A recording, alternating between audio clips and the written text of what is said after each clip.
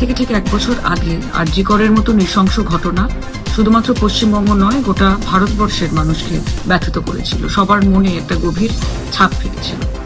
আমাদের দল, আমাদের নেতা নেত্রী, আমাদের সরকার, আমাদের মাননীয় মুখ্যমন্ত্রী নির্যাতিতা বোনের পরিবারের প্রতি আজও সবার সমবেদনা অটুট।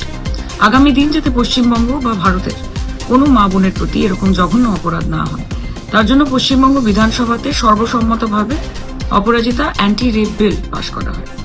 কিন্তু অযৌক্তিক এবং তুচ্ছ কিছু কারণ দেখিয়ে এই বিলটিকে ফেরত পাঠিয়ে দেওয়া হয়েছিল। আমরা চেয়েছিলাম যে এই বিলের মাধ্যমে প্রথমত ধর্ষকের কঠিনতম শাস্তি হোক। আমরা চেয়েছিলাম যাতে নিরপেক্ষ এবং কঠোরতম তদন্ত হোক এবং বিচার প্রক্রিয়াকে আরো দ্রুতগামী করার জন্য ফাস্ট ট্র্যাক ট্রায়াল করুক। কিন্তু এই বিলটি ফেরত পাঠিয়ে দিয়ে বিজেপি এই বিষয়টি বুঝিয়ে দিয়েছে যে বেটি বাঁচাও বেটি পড়াও তাদের কাছে শুধুমাত্র লরি এবং ট্রাকের পেছনে লেখার জন্য স্লোগান মাত্র। নরেন্দ্র মোদী বা তার দেওয়া এই ছোট ছোট চৌকিদাররা আদতে বিচার চায় না, তারা নাটক চায়।